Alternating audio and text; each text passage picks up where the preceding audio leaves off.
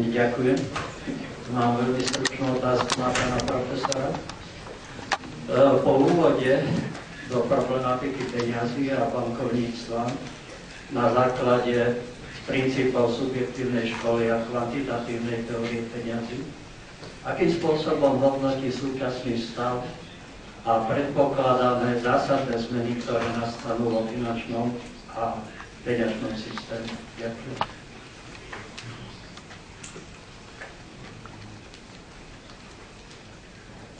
Well, I think a big part of the problem is. There you go. Okay, now probably make more sense. I think the question being, what about the current system? As you can gather from my remarks, I think it's a very dangerous, volatile system that we have now. Fiat money and central banking established, so there's really no constraints. We've seen that the investment banks, they knew they were in an environment where if they made bad loans, they were going to get bailed out. And so I don't think we can ignore the institutional framework. I think part of the reason when we try to understand how did all these people at Goldman Sachs and JP Morgan and the big banks in Europe, how come they were so stupid? How did they do this? Well, part of it was that they were making a lot of money on the boom on the upswing, and they knew if it blew up in their face, they were going to get bailed out. I mean, they would hope it wouldn't blow up, but they knew that they had that backstop there, and so I think that's part of the explanation. And then again, in terms of the fiat money, yeah, I mean, the central banks right now, they think they can just create euros and create dollars with no constraint. So I think that's an illusion. That really there are constraints. We are going to see prices go up, but thus far we haven't seen that. So I think they're just going to make the situation worse, thinking that they're helping.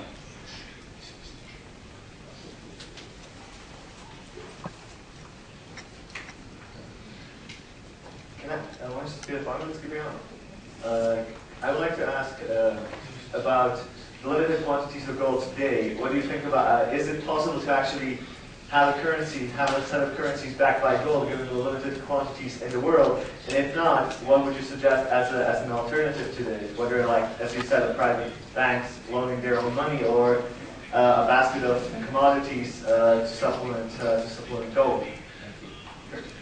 A great question. There's nothing magical about how much gold there is. So if the purchasing power would just have to reflect what the current quantity of gold is. So it's true you wouldn't be able to go back, like with the United States, for example. Historically, in 1971, it was $35 for 1 ounce of gold. Obviously, it would be crazy to try to go back to that price just because it would involve massive deflation. But whatever approach you wanted to do to link the currencies back to gold, which is taking the new market price, and so I don't think there's no magic amount of how much gold you would need or not need. You just need to choose the right ratio.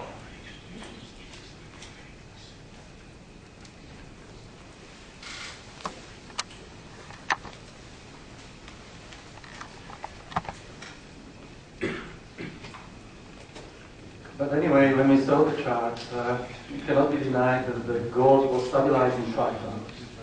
So do you think that the gold is the recipe for the future? We can go back and stabilize the hyperinflation or inflation in general.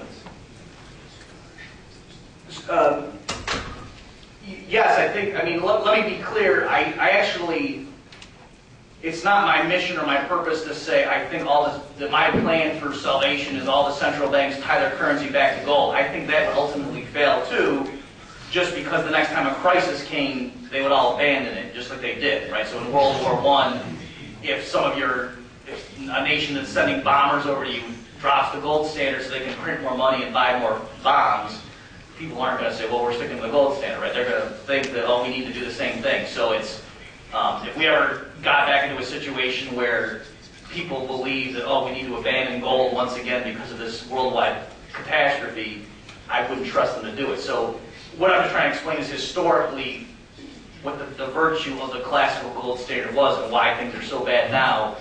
I think ultimately the only way you're ever going to really have a chance at stability is if somehow we could get away from having central banking in the first place and just return money making back to the private sector. But when people don't like it because that seems so unrealistic, so when people say, okay, but tomorrow what should Ben Bernanke do? That's why to try to be helpful. I say, well, if he locked in the current price of gold and said that's it from now on, that's the dollar price of gold is going to be like that forever, I think that would be a much more sensible policy target than what it is that the Fed does right now, which to me sounds like they throw a dart at a board and then announce that. They don't actually, as far as I know, throw darts at boards. That was a joke.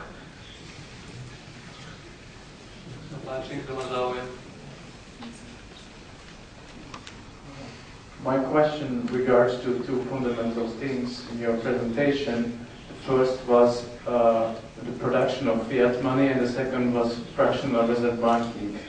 According to the Austrian school of thought, prohibiting these two things, so linking back national currencies to the gold, let's say like in the golden standard, and also maintaining 100% deposit ratios in the banking system would eliminate much of the banking crisis and these boom and bust cycles in the economy. My question is, it is possible to do it just in some part of the world, or it is a feasible solution that some countries return to the Gonda standard, some countries establish 100% reservation rates, some others do not. How it will work, I cannot imagine it. It is feasible, it is realistic. Thank you. Okay, yeah, great question. So, yes, I think it is feasible that any one country that wanted to could go back to gold if that's what they wanted to do. What would happen, the reason it might in the short term seem problematic is that so let's say some country, in Slovakia or maybe Iceland, let's say, if they tie their currency, just because they have their own currency so they could have that discretion, if they tied their currency to gold from now, they locked in their current price, and their central bank started buying gold and stood prepared to redeem the krona for gold, what would happen, I think, is over time, their currency would appreciate against everybody else's. So the dollar would fall against the euro, would fall against their currency. So in the short term, they might not like that their exporters would be angry and say, oh, it's hard for us to sell our products. But I think, as long as they were disciplined and stuck to that policy, then they would be shielding themselves. They would be much less vulnerable to future world calamities. So it's certainly true. We're in a global environment in a little country. No matter what they do, if the rest of the world collapses, they're going to be hurt. But nonetheless, you're shielding your own people as much as you can if you have sensible monetary policies yourself. And especially if more and more countries started doing that, eventually I think you would avoid these worldwide catastrophes.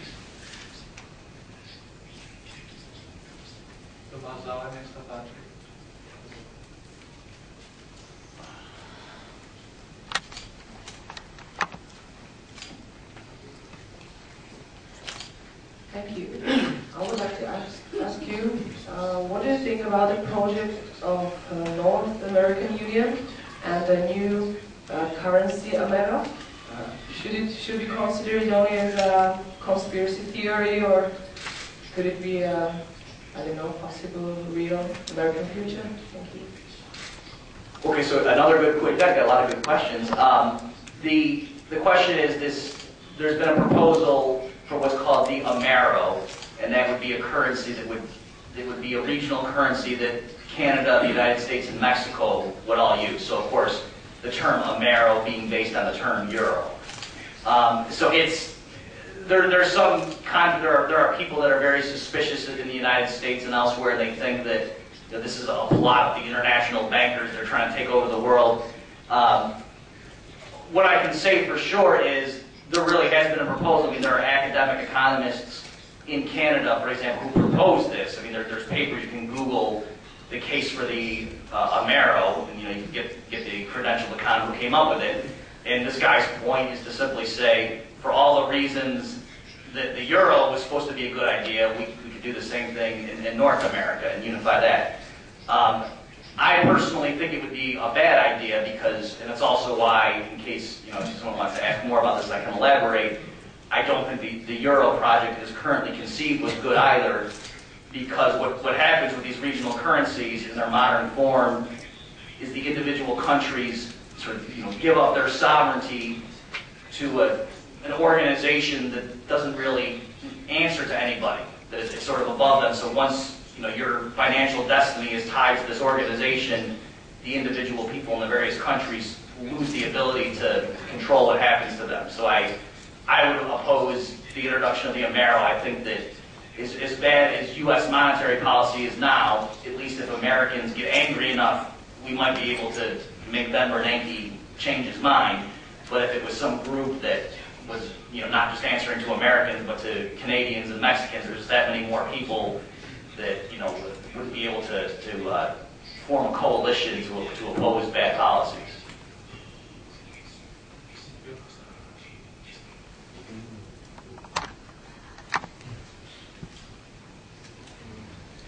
I would like to ask you, Mr. Professor, that what do you think about basket currencies? SDR is proposed by the United Nations.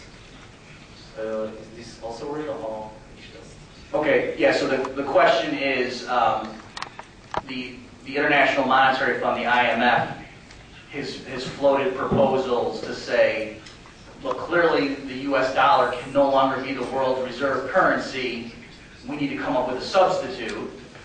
And the sorts of people that work at the IMF, their substitute's not going to be, let's go back on the classical gold standard. What they propose instead is that the IMF issues what's called SDRs, special drawing rights. And what that is, they want that to be the new, or the people making the proposal, want the SDR to be the new global currency.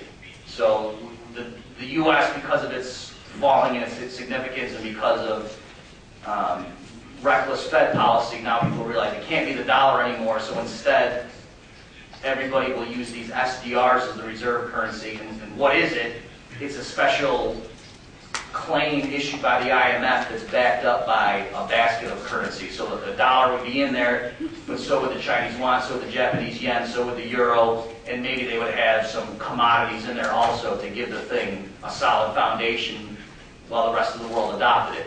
So I'm not sure if you were asking, is that a real thing in the sense, is it a real proposal? Yes, I mean, again, I've seen the actual IMF documents of academics, saying here's some blueprints, we might want to do this at some point. So there are definitely, whether it's the Amero or the SDR, these other proposals, these proposals are really out there. There are people putting them forward. As far as will it happen, I think Americans are they're very proud people. I'm sure I'm not surprising you by saying that. And they're very jealous of their perceived sovereignty and rights. So I think the only reason Americans would stop using dollars and either go for an Amero or for an SDR is if there was a huge catastrophe and the dollar crashed. Okay, but given the sorts of things that the Federal Reserve is doing, I think that's entirely possible that that's going to happen, within the next 10 years, let's say. All right, so I'm not sure it's going to happen, but it's possible given the sorts of things they're doing. In which case, yeah, I do think that the IMF might come in and say, okay, the dollar has failed. We need something to replace it. Let's use. Now we need a supranational currency. That's the only way to go forward, is to have a currency that's a combination of all the major players. I could definitely see that happening in the nightmare scenario where the dollar totally collapses. I have a question. Let's imagine that one day you wake up as a Ben Bernanke. Well, would you let deflation happen? And I mean the real deflation, monetary deflation, not price deflation. Okay, if I woke up as Ben Bernanke, the first thing I would do would shave the beard. Then, yes, what I would, yeah, if I were, and again, it's difficult. So let me be clear. In the Austrian, and I don't speak for all Austrians. I speak for, I think, most of the ones who work or associate with the Ludwig von Mises Institute. Our position, we're not saying everything's going to be fine. If people did the sorts of things we recommend, it would be really bad for probably 6 to 8 months. Because as you say, if the Fed stopped inflating and just let its assets mature and let its balance sheet shrink back down and suck those reserves out of the system, all of the big investment banks, the housing market, I mean, they would possibly all collapse again, because it would just be the opposite of the emergency interventions that the Fed did back in 2008. So I think that would happen. What is, in my perspective, is to say home prices are still too high. Okay, so the stock market, I think, is still overvalued. And so it's a mistake to try to say, oh, we need to make the economy go back to how it was in the good old days of 2006. That in my view, the economy, the U.S. economy in 2006 was in a bubble. It was an illusion. It had been pumped up. So it keeps wanting to come back down to reality, and the Fed keeps just creating dollars to keep pushing it up. So yes, to answer your question, I think the only thing that makes sense to get out of this endless stream of crisis, and we push it off for 3 months. Of crisis, we print more money and push it off, is to stop printing money. And it's sort of like a drug addict going cold turkey, to stop using drugs. The withdrawal is very painful, but that's ultimately the only thing that's going to fix it. Whereas right now, it's like the world markets now are addicted to more dollars from Ben Bernanke, and he's the drug dealer.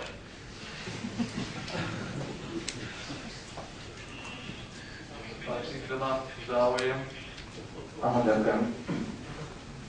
Spomínali sme teda teraz Ameriku a vlastne Amerika, USA teda, je konkrétnym prípadom tejto rozorvanej dialektiky peňazí. Historický štandard je pobeživo peniaze, peňažné poukážky kryté zlatom. V 71. roku sa od tohto princípu upustilo a nastúpil zosilený trend globalizácie. A prešlo sa na princíp produkcie alebo ekonomickej sily alebo produkcie ekonomiky jednotlivých krajín, ktoré sú združené do istého menového systému. Projekt Euro bol typickým takýmto projektom, ktorý mal historicky odskúšať, ako to bude fungovať. To znamená fiat peniaze na báze produkčnej sily ekonomiky alebo integrovanej ekonomiky. Váš názor, prosím. Išlo o nový historický pokus, ktorý bol od začiatku mylný, alebo až prax ukázala, že ten systém je potrebné stále evolučne dopracovávať, lebo inak skolabuje a musíme sa teda, už by som povedal, v kritickej chvíli znova vrátiť historicky o 30-40 rokov dozadu a vrátiť sa na historicky osvedčenú bázu, to znamená peniaze kryté zlatom. Ďakujem.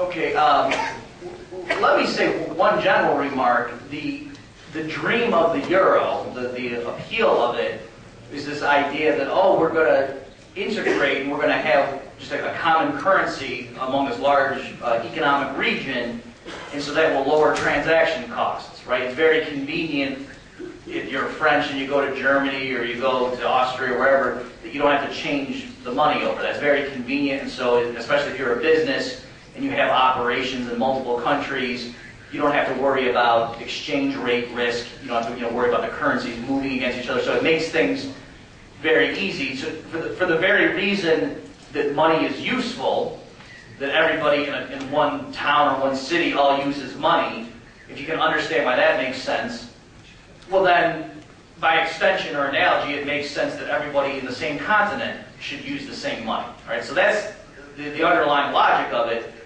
But I want to point out, you don't need to have international organizations planning and administering this apparatus. There used to be a worldwide money, and it was gold. Okay? So the market left to itself would give us all the benefits of an integrated financial monetary system. You don't need to have wise technocrats planning that out. So to come back to your question, I think what was unique or novel about the Euro project was I believe, the first time you had this government-imposed and designed system of fiat money containing constituent nations that had their own sovereign governments.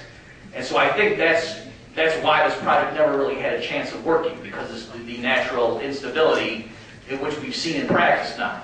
That if it's a fiat money, that means ultimately there's a danger that it's going to print too much, and so then the individual countries, the ones that are very conservative and don't want inflation, they're very nervous. And so that's why the Germans were reluctant to join, and so they wanted to have strict safeguards, and that's why they had, you know, the original treaty saying, okay, you have to have your deficit and your debts within very circumscribed limits, or else you can't join the euro, because they knew if countries were reckless and had big deficits, there would be this temptation with fiat euros just to print more of them. So just to show you the difference, suppose that from the beginning, the way the euro worked was that it was backed by gold, so that any member, any nation in the world who wanted to use euros could go to this central organization and give a certain quantity of gold, and then they would give them euros in exchange. And at any given time, any paper euro in the world, you knew there was a fixed weight of gold sitting in a vault somewhere in Brussels, backing it up. Well then, the people administering that system, they don't care what the government budget deficits are. Why do they care? Investors aren't going to worry about the euro if the Greek government issues too many bonds. Who cares? The people who hold euros know that the euros in Germany are perfectly safe because there's the gold backing it up. I think the reason now there's this concern is that people know, okay, if the Greek government or the Portuguese government or whoever, if they run too big deficits, the temptation is the people printing euros are going to print more, and that's going to lower the value of the euro. So that's why there's this tension. Again, you see the point there, the fundamental problem is that it's a fiat money. And so that's why you had to have all these safeguards about, well, you need to have this many, your deficit has to be this big and so forth. The whole reason for that is because of the danger of just printing unlimited amounts of euros. So to answer your question, yes, I think it was unique in that respect and what the euro project was trying to do, but ultimately there's no way that could work because you're ultimately relying on, here's the issue, you're saying we can't trust the member state governments to be responsible. So we're going to police them by having a government above them who will make sure that they're all honest.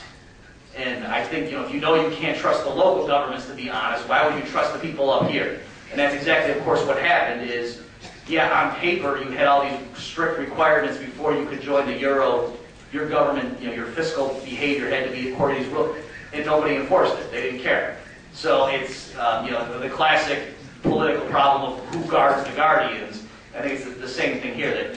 And now they're going to say, oh, we're going to create something even above that. I mean, it just doesn't matter how high you keep going, that you're not going to get people in these institutions, I think, who don't have personal accountability. It's not going to work. I think it's always going to eventually blow up. I'm sorry my remarks are so pessimistic. So someday you guys have me come and talk about little puppies. It'll be much friendlier.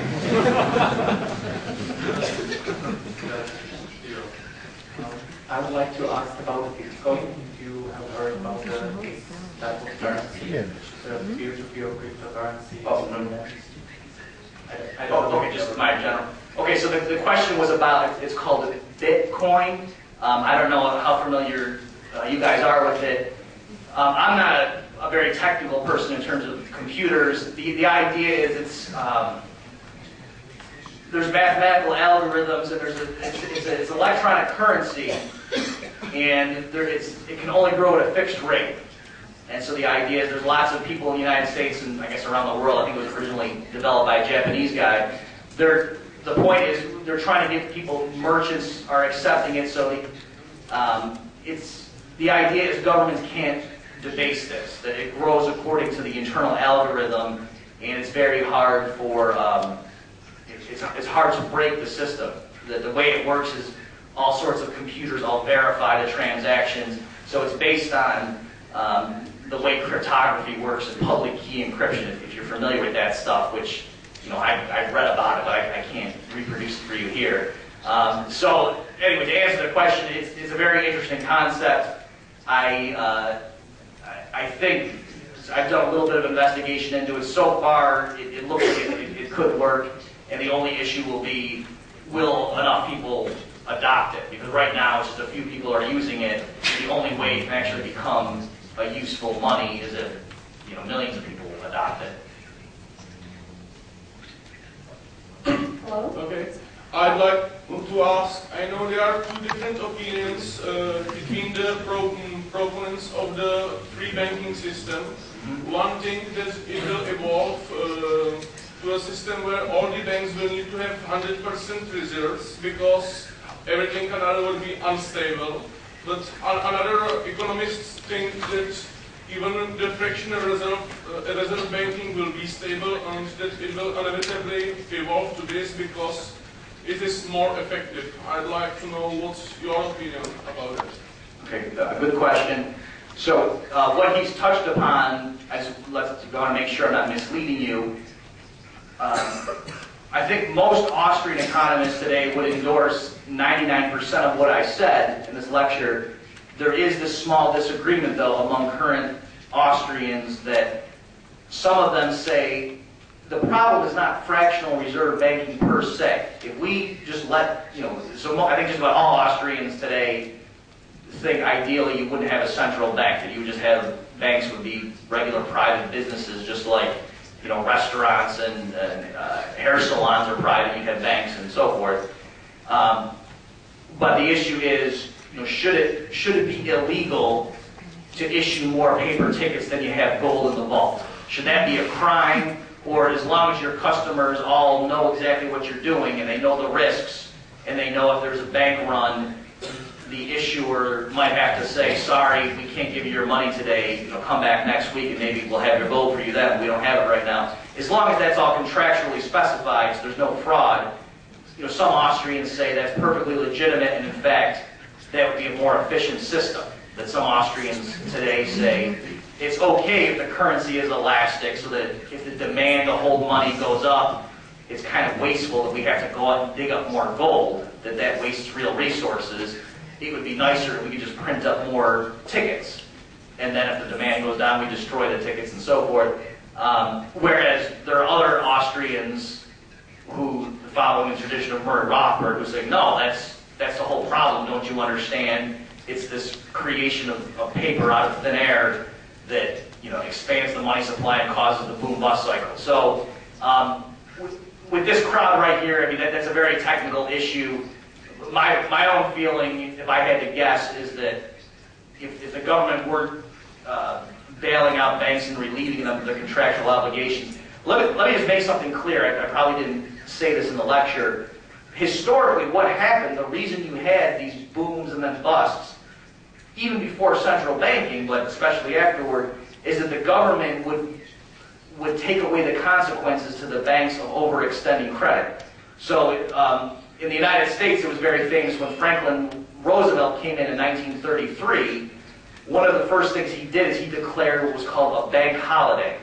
So that's a very nice term. Oh, it was a holiday for the banks. How nice. They get to go to the beach. But what that really meant was there were people who wanted their money. They had given their gold to the banks and gotten pieces of paper that said, we're holding the gold for you. Come get your gold whenever you want.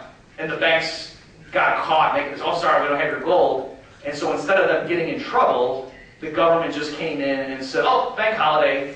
Don't worry, we'll close the banks and come back in a week or two and maybe, we can open the bank. So you can see if you had, just to give you an analogy, if you went to a dry cleaner, right, and you gave them your shirts to be laundered, and then they gave you tickets that said your shirt will be here tomorrow, and then you went back tomorrow and they said, oh, sorry, some guy down the street really wanted your shirt, so I rented it to him for $5. Come back next week and maybe I'll have your shirt back.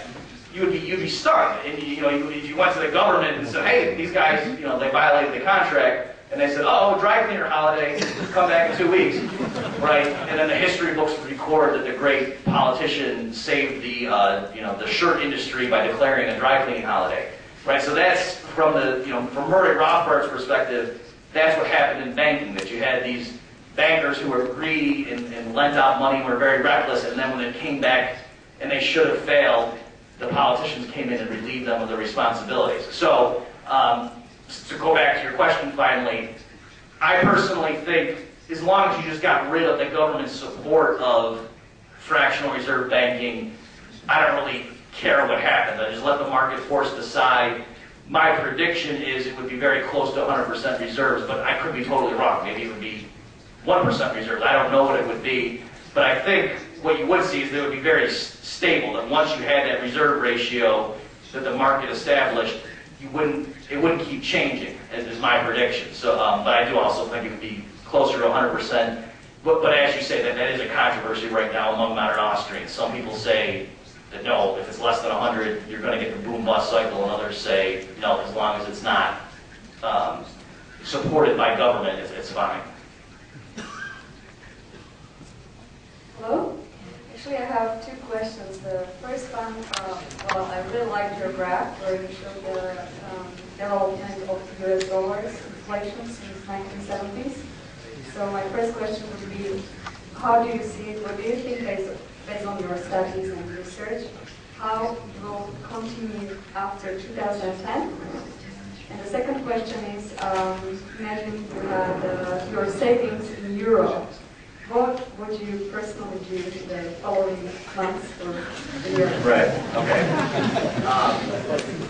All right, so the first question is, as far as inflation in dollars, let me first be honest with you guys. I have been very worried about price inflation in dollar terms since the fall of 2008. So thus far, my critics in the United States, if they want to say that I'm wrong, they'll, I said some quotes about I expect CPI to be this level by 2010, and it wasn't that high. All right, so I have been overly pessimistic in the past about that. So I just wanted to give that disclaimer. I do still think that you are going to see huge price increases because I think, as we've seen lately, we're now in a position where whenever the world economy gets into trouble, people look at the Federal Reserve and say, Ben, you have to print more money. And that he's thus far been willing to do that. And so I think they're going to just keep doing that. That's the logic of the system they now have. You also, there are lots of indications that of pricing pressures already building up. So it's like the one thing that's not exploding right now are consumer prices with food and energy taken out. So that's the metric that they're using. But if you think about that, there's a big recession, unemployment's very high, so people are very tight with their money. And because food and energy are very expensive, because commodities went up, people don't have much money left to spend on anything else. So it's funny that the Federal Reserve officials are saying, no, there's no inflation problem because if you look at consumer prices and don't look at gas and don't look at food, everything's fine. Which, that's an odd way of saying that things are fine. But in any event, to answer your question, I do think you are going to see prices rising. They might not for a year or two because part of what's going on is the situation in Europe is so bad that investors are fleeing euro assets and going into dollar assets because the dollar treasuries are considered the safest thing. And so I think that's artificially making the dollar look very strong when it's not so much that the dollar is attractive, it's that everything else is unattractive. And so I think that's part of what's going on here. As far as your second question, you said, if I understood, basically people right now in the Eurozone, what do they do? My general advice for people, especially younger people, is just to say, save as much as you possibly can. And that means cutting down your expenditures and trying to boost your income. So if you have a regular job, that's great, but then on the weekend, try to do something entrepreneurial. Whatever it might be, walking dogs, babysitting, whatever, mowing your neighbor's lawn, whatever it is, buying things at garage sales and selling them on the internet. Any way you can start your own business to get multiple streams of income, I think that's a good idea, because if another crash comes, even if you have a good job right now, you might lose your job next year. And then I think it's a very safe thing if you don't already have some to acquire some physical gold and silver coins.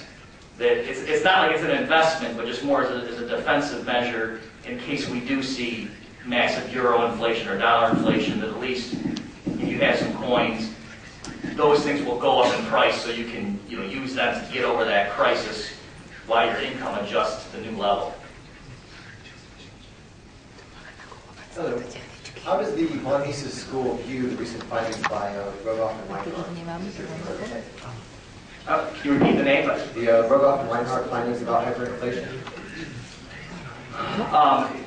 Are you? Let me just make sure I understand. Are you talking about how they're saying if government debt gets to a certain level? That's it, yeah, the GDP ratio. Right. Okay. So yeah, there is a are they from Harvard? Is that where they're from? Okay. I want to make sure I say something true because he actually can correct me.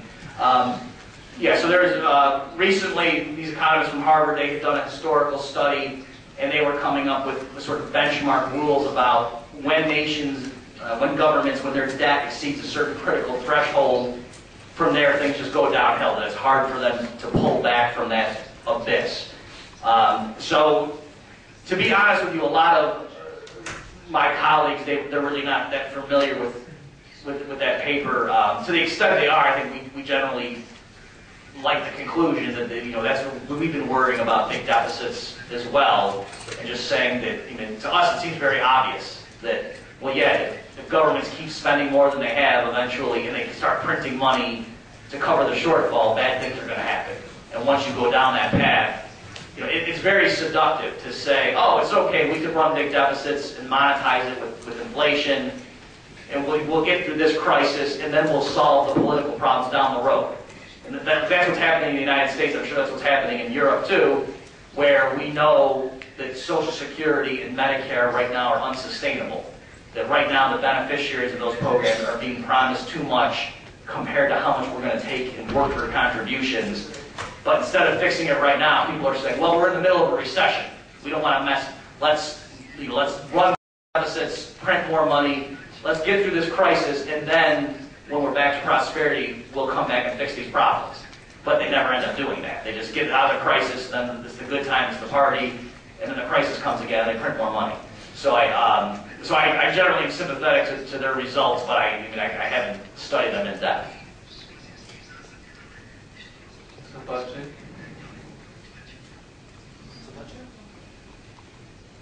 Ono sa dá ťažko porovnať ekonomika s fyzikou. Vo fyzike je to jednoduchšie. Napríklad vo fyzike sa dospelo k takému poznaniu, že existuje rezonančné vlnenie, ktoré naruší akúkoľvek pevnostnú štruktúru.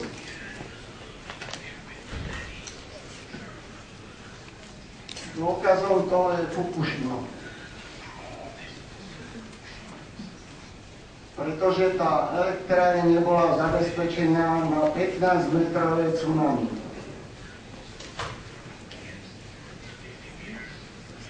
Fyzika pripúšťa 30-60 metrové tsunami.